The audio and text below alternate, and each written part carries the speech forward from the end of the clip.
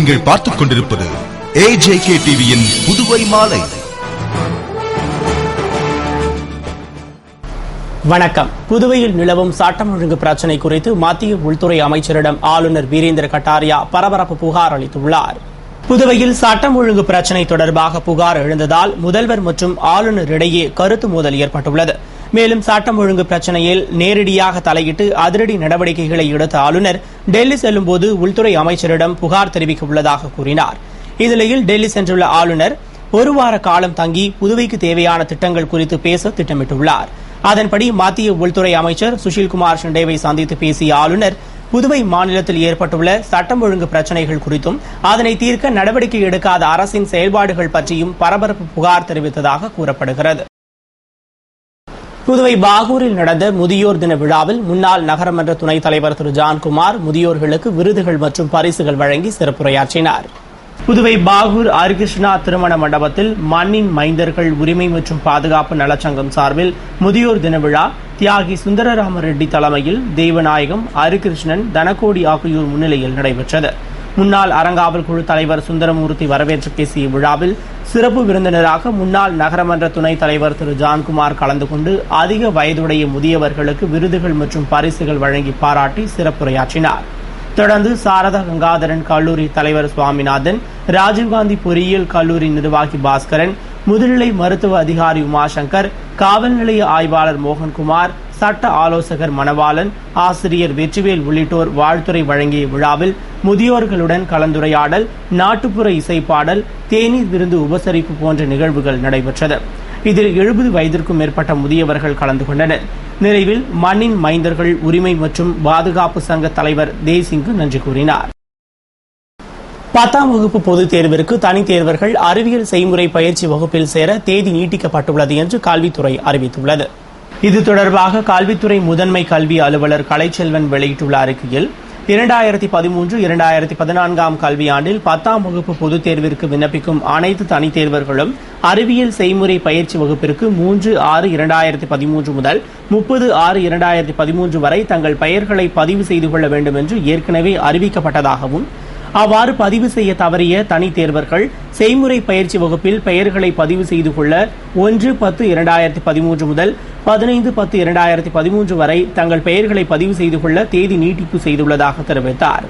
எனவே தனித் தேர்வர்கள் கடைசி வாய்ப்பாக இதனை பயன்படுத்திக் கொண்டு இணையதளத்தில் விண்ணப்ப படிவத்தினை பதிவிறக்கம் செய்து பூர்த்தி செய்யப்பட்ட விண்ணப்பத்துடன் செய்முறை தேர்வு கட்டணம் 125 ரூபாய்க்கான வங்கி வரைவோலையை தேசியமயமாக்கப்பட்ட வங்கியில் the chief educational officer Puducherry என்ற பெயரில் இணைத்து தேர்வு பிரிவு முதன்மை கல்வி அலுவலர் அலுவலகத்தில் நேரில் ஒப்படைத்தல் வேண்டும் என்று கூறினார். புதுவை அரசு முதியோர் பராமரிப்பு சங்கம் சார்பில் நடைபெற்ற முதியோர் தின விழாவில் முதல்வர் ரங்கசாமி பங்கேற்று பல்வேறு போட்டிகளில் வெற்றி பெற்ற முதியோர்களுக்கு பரிசுகள் வழங்கி பாராட்டினார். புதுவை கம்பன் கலையரங்கில் அரசு முதியோர் பராமரிப்பு சங்கமான பான்கேர், ஹெல்பேஜ் இந்தியா, மூத்த குடிமக்கள் நலவாழ்வு சங்கம் சார்பில் முதியோர் தின விழா நடைபெற்றது.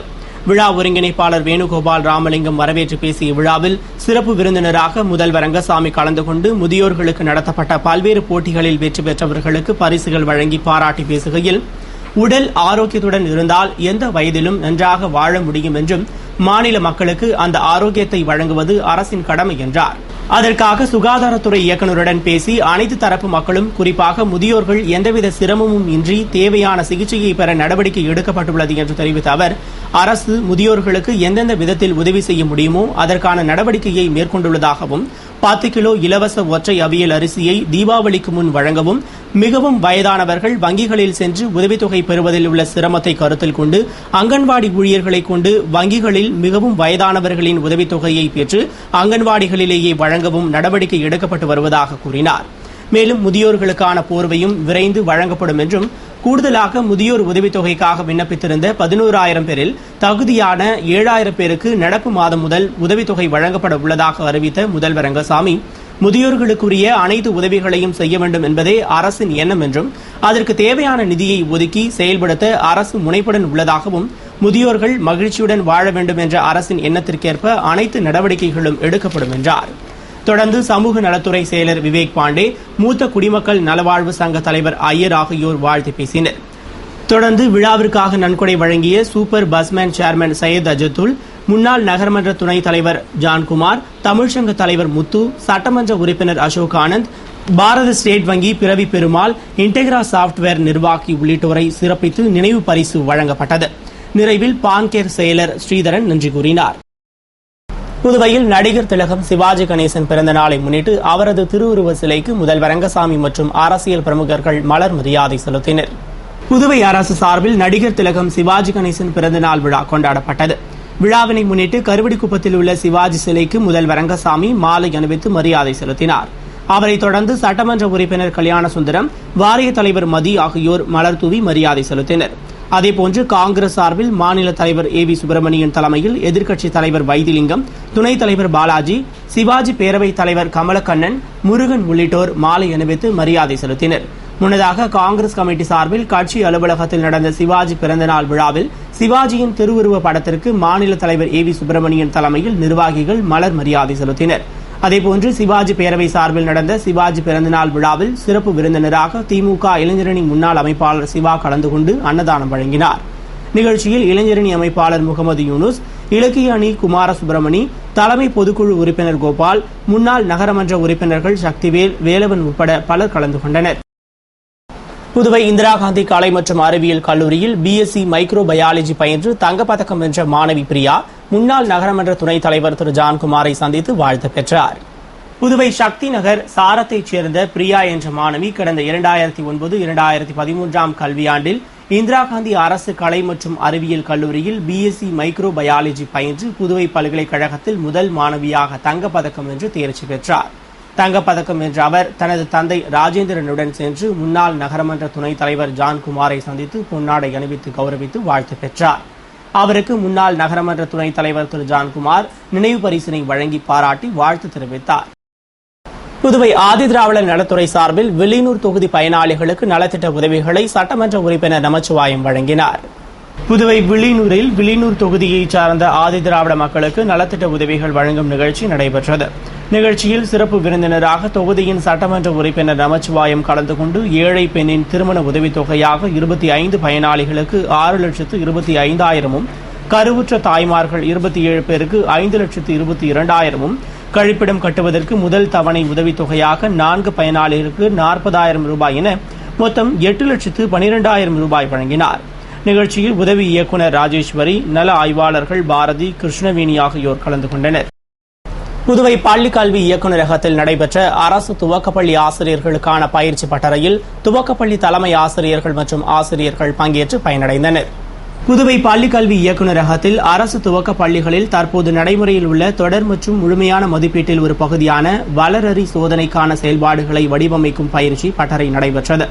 துவக்கப்பள்ளி ஆசிரியர்களுக்கான இப்பயிற்சி பட்டறையை அனைவருக்கும் கல்வி இயக்க திட்ட இயக்குநர் கிருஷ்ணராஜ் துவக்கி வைத்திட 5 வட்டங்களின் பள்ளி துணை ஆய்வாளர்கள் அமிர்த கணேசன், ஹேமாவதி, துரோக் ஆண்ட்ரே சவுந்தரராஜன், ஜெகசிற்பியன் கொல்பேர், மீனாட்சி சுந்தரம் ஆகியோர் கலந்து கொண்டு சிறப்பித்தனர். மற்றும் காரைக்கால் புதுவை பகுதியைச் சேர்ந்த 15 தலைமை ஆசிரியர்கள், 45 துவக்கப்பள்ளி ஆசிரியர்கள் பங்கேற்று பயிற்சி பெற்றனர். இதற்கான நிறைவு விழாவில் பள்ளிக் கல்வி இயக்குநர் வல்லவன் கலந்து கொண்டு பயிற்சியினை நிறைவு செய்தார். புதுவை பிள்ளையார்குப்பம் வெள்ளாங்குளம் வடிவாய்க்காலை தூர்வாரும் பணியினை அமைச்சர் ராஜவேலு துவக்கி வைத்தார். புதுவை அரியாங்குப்பம் வட்டார வளர்ச்சி அலுவலகம் சார்பில் பிள்ளையார்குப்பம் வெள்ளாங்குளம் வடிவாய்க்காலை 100 நாள் வேலை உறுதி திட்டத்தின் கீழ் 3,50,000 ரூபாய் மதிப்பீட்டில் தூர்வார திட்டமிடப்பட்டு அதற்கான பணி துவக்க விழா நடைபெற்றது. விழாவில் சிறப்பு விருந்தினராக அமைச்சர் ராஜவேலு கலந்து கொண்டு பூஜை செய்து பணியினை துவக்கி வைத்தார். விழாவில் வட்டார வளர்ச்சி அதிகாரி குப்புசாமி, ஊர் முக்கிய பிரமுகர்கள் மற்றும் பொதுமக்கள் கலந்து கொண்டனர்.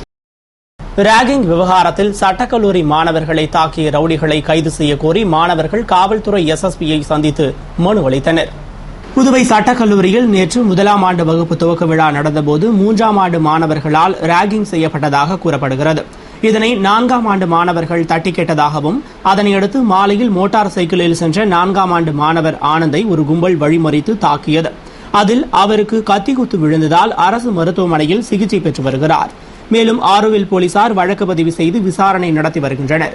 இந்நிலையில் மாணவர்கள் தாக்கப்பட்டதை கண்டித்து சட்டக்கல்லூரி மாணவர்கள் 50க்கும் மேற்பட்டோர் ராஜா திரையரங்கம் அருகே ஒன்று திரண்டு முக்கிய வீதிகள் வழியாக ஊர்வலமாக சென்று SSP அலுவலகத்தில் SSP ஓம்வீர் சிங்கை சந்தித்து கோரிக்கை மனு அளித்தனர். மேலும் மாணவரை சில ரவுடிகள் தாக்கியுள்ளதாகவும் அந்த ரவுடிகளை உடனடியாக கைது செய்ய வேண்டும் என்று கோரிக்கை விடுத்தனர். மனுவை பெற்றுக்கொண்ட SSP ஓம்வீர் சிங் உரிய நடவடிக்கை எடுப்பதாக உறுதியளித்ததும் மாணவர்கள் கலைந்து சென்றனர். இதனிடையே பல்கலைக்கழகத்தில் மாணவிகள் 2 பேரை மாணவர்கள் ராகிங் செய்ததாக பாதிக்கப்பட்ட மாணவிகள் பல்கலைக்கழக வளாகத்தில் உள்ள புகார் பெட்டியில் புகார் எழுதி போட்டதால் பல்கலைக்கழக SP பழனிவேலு மற்றும் போலீசார் விசாரணை நடத்தி வருகின்றனர். புதுவை பாகூர் தொகுதி பயனாளிகளுக்கு ஆதிதிராவிட நலத்துறை சார்பில் நலத்திட்ட உதவிகளை அமைச்சர் தியாகராஜன் வழங்கினார். புதுவை பாகூர் தொகுதிக்குட்பட்ட ஆதிதிராவிட ஏழை மக்களுக்கு நலத்திட்ட உதவிகள் வழங்கும் நிகழ்ச்சி பாகூர் தர்மராஜா திருமண நிலையத்தில் நடைபெற்றது.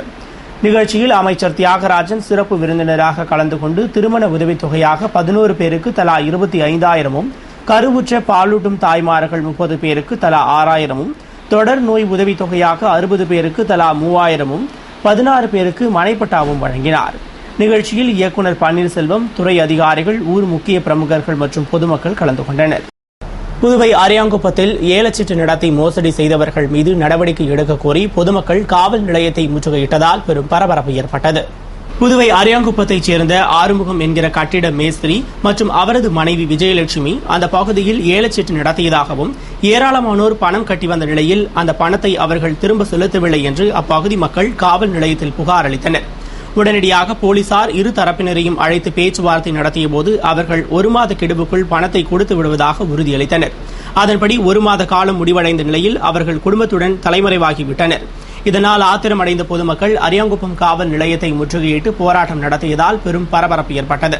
இது தொடர்பாக போலீசார் பொதுமக்களிடம் சமாதான பேச்சுவார்த்தை நடத்தி 60 லட்சம் வரை மோசடி செய்த அவர்கள் மீது நடவடிக்கை எடுப்பதாக உறுதியளித்தனர்.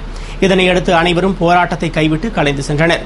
இதுகுறித்து போலீசார் வழக்கு பதிவு செய்து தலைமறைவான தம்பதியரை தேடி வருகின்றனர். பணி ஓய்வு பெற்ற வடக்கு பகுதி காவல் கண்காணிப்பாளர் ராமராஜுவுக்கு காவல் உயர் அதிகாரிகள் பாராட்டி வாழ்த்து தெரிவித்தனர். புதுவை வடக்கு பகுதி காவல் கண்காணிப்பாளர் ராமராஜு 1981ஆம் ஆண்டில் திருவனந்தபுரம் காவல் பயிற்சி பள்ளியில் பயிற்சி பெற்று காரைக்கால் நெடுங்காட்டில் சப் இன்ஸ்பெக்டராக தனது பணியை துவக்கினார். பின்னர் 1988ஆம் ஆண்டு இன்ஸ்பெக்டராக பதவி உயர்வு பெற்ற அவர் போக்குவரத்து, உணவு கடத்தல் தடுப்பு பிரிவு, மாகி, முத்தியால்பேட்டை, கோரிமேடு ஆகிய இடங்களில் இன்ஸ்பெக்டராக பணிபுரிந்து 2007ஆம் ஆண்டு காவல் கண்காணிப்பாளராக பதவி உயர்வு பெற்றார். தற்போது புதுவையின் மிக முக்கியமான வடக்கு பகுதிகளில் கண்காணிப்பாளராக பணிபுரிந்த அவர் நேற்று 30ஆம் தேதியுடன் பணி ஓய்வு பெற்றார். அவருக்கு காவல் தலைமையக கருத்தரங்கில் நடந்த பாராட்டு விழாவில் DIG சுக்லா மற்றும் SSP-க்கள் அனைத்து அதிகாரிகள் வாழ்த்தி பாராட்டு தெரிவித்தனர். சர்வதேச முதியோர் தினத்தை முன்னிட்டு புதுவை அரசின் முதியோர் பாதுகாப்பு சங்கம் சார்பில் நடந்த முதியோர் நடைபயணத்தில் திரளான முதியோர்கள் கலந்து கொண்டனர். ஒவ்வொரு ஆண்டும் அக்டோபர் 1 தேதி சர்வதேச முதியோர் தினம் கொண்டாடப்படுகிறது. அதன்படி இந்த ஆண்டும் புதுவை அரசின் முதியோர் பாதுகாப்பு சங்கம், ஹெல்பேஜ் இந்தியா, மூத்த குடிமக்கள் நலவாழ்வு சங்கம் சார்பில் முதியோர் தின விழா சிறப்பாக கொண்டாடப்பட்டது. அதன் ஒரு பகுதியாக பிருந்தாவனம் பான்கேர் அலுவலகத்திலிருந்து பாலாஜி தியேட்டர் வரை முதியோர் நடைபயணம் நடைபெற்றது. நடைபயணத்தை மூத்த குடிமக்கள் நலவாழ்வு சங்க தலைவர் SV ஐயர் கொடியசைத்து துவக்கி வைத்தார். சுமார் 400 முதியோர்கள் கலந்து கொண்ட நடைபயணம் பாலாஜி திரையரங்கம், ராஜா திரையரங்கம் வழியாக காந்தி சிலை வரை சென்றடைந்தது. இத்துடன் செய்திகள் நிறைவடைந்தன. வணக்கம்.